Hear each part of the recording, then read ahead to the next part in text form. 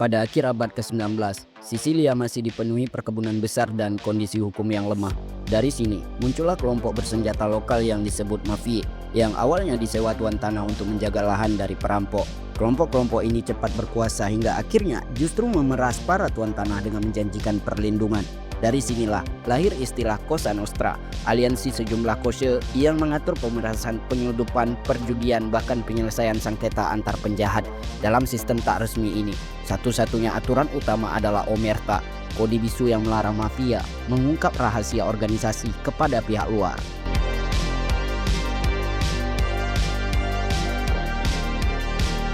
Ketika pemerintahan Benito Mussolini melancarkan penindakan besar-besaran terhadap mafia tahun 1925 sampai dengan tahun 1929, banyak pemimpin mafia melarikan diri ke Amerika Serikat.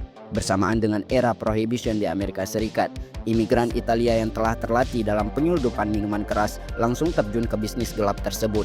Di pelabuhan seperti Ellis Island, para imigran Italia tiba penuh harapan. Sebuah foto Italian immigrant at Ellis Island awal tahun 1900-an menggambarkan gelombang besar pendatang.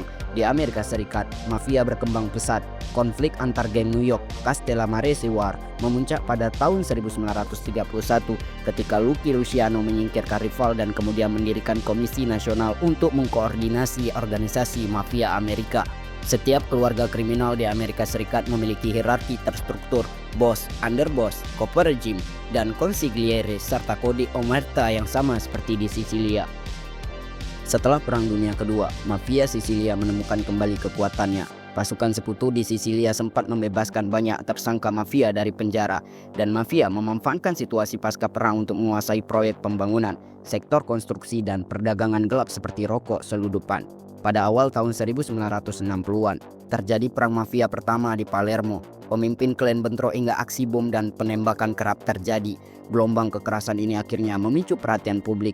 Pada tahun 1963, dibentuk Komisi Anti Mafia pertama. Perlawanan negara terus berlanjut ke dekade berikutnya. Di awal tahun 1970-an, klan dari kota kecil Corleone, Luciano Leggio, dan penerusnya Salvatorina melancarkan perang internal lainnya, menetapkan Rina sebagai bos segalanya. Kejahatan luar biasa inilah yang mendorong pengadilan bergengsi Maxi Trial pada tahun 1986 sampai dengan 1987 di Palermo, di mana 338 mafioso dihukum. Salvatorina akhirnya ditangkap tahun 1993, menandai berakhirnya era paling brutal mafia Sisilia. Setelah itu muncul bos lainnya seperti Bernardo Provenzano dan Matteo Messina Denaro hingga kini.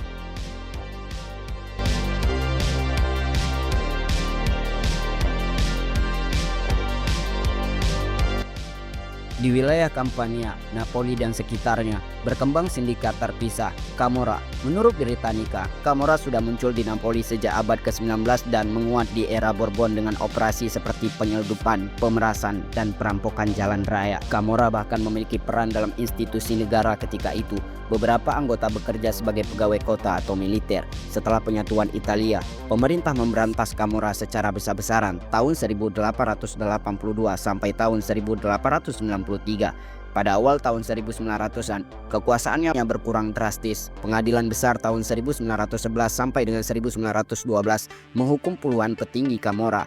Banyak yang melarikan diri ke Amerika hingga akhirnya pada dekade 1920-an para pengikutnya digerogoti oleh mafia Sisilia.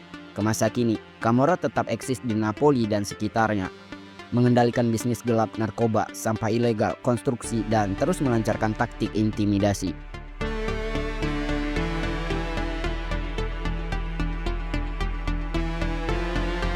Di wilayah Calabria, ujung kaki Italia, lahir kekuatan mafia lain, 'Ndrangheta. Ini adalah sindikat kriminal yang kini tergolong tersohor di dunia.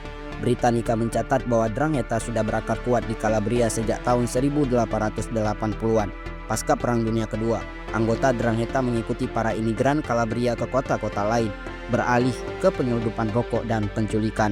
Ada lebih dari 200 kasus penculikan antara tahun 1970-an hingga tahun 1990-an yang dilakukannya, termasuk pembajakan pesawat J. Paul Getty III tahun 1973. Pada tahun 1980-an, 'Ndrangheta benar-benar meledak karena masuk ke bisnis narkoba internasional, berpartner dengan kartel Amerika Latin. Mereka mengendalikan hingga 80% pasokan kokain Eropa. Pada tahun 2020, operasi 'Ndrangheta tercatat tersebar di lebih dari 40 negara.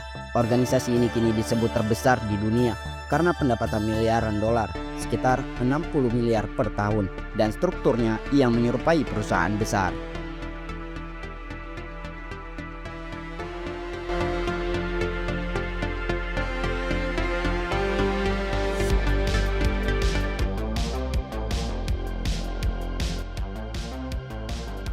Saat ini, mafia Italia lebih sering beroperasi dari balik bayang-bayang dengan taktik ekonomi dan politik. Mereka merambah sektor-sektor legal rentan seperti pariwisata, konstruksi, dan agribisnis. Laporan CBS News menyebut mafia Italia meraup lebih dari 3,3 miliar per tahun dari sektor pariwisata. Setengahnya dihasilkan 'Ndrangheta Calabria, sementara Camorra dan Cosa Nostra juga menggeruk keuntungan besar dari hotel, restoran, dan perusahaan tron.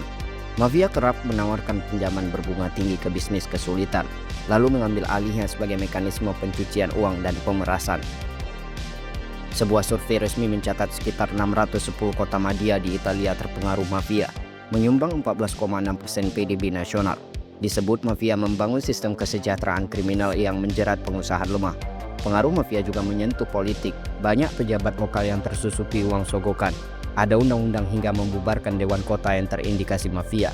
Selain itu, laporan Interpol menunjukkan sindikat ini menyusup ke ekonomi legal, bisnis buah, real estate, dan sebagainya sebagai kedok pencucian uang.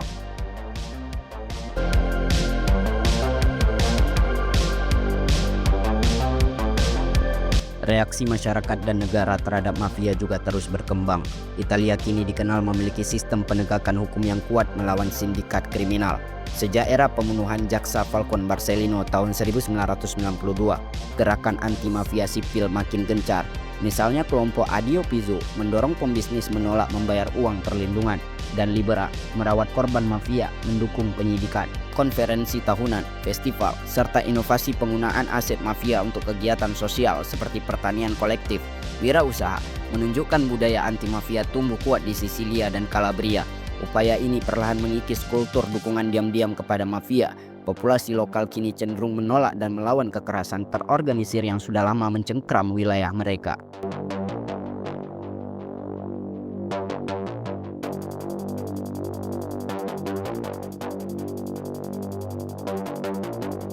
Dari ladang-ladang zaitun di pedesaan Sisilia hingga gedung-gedung kaca di jantung kota Milan, pengaruh mafia Italia membuktikan satu hal: kejahatan terorganisir bukan hanya tentang kekerasan dan darah, tapi juga tentang kekuasaan, ketakutan, dan uang. Selama lebih dari 1 abad, Cosa Nostra, Camorra, dan 'Ndrangheta telah menulis bab-bab gelap dalam sejarah Italia. Mereka menyesuaikan diri dengan zaman, dari senjata ke saham, dari jalanan berdebu ke ruang rapat perusahaan. Namun, di balik semua itu, ada perlawanan yang tidak kalah kuat. Jaksa yang berani, jurnalis yang gugur, dan warga biasa yang menolak tunduk pada teror. Dari Giovanni Falcone hingga Paolo Borsellino, dari anak muda Palermo hingga aktivis di Napoli, mereka semua membayar harga demi satu cita-cita: Italia tanpa mafia.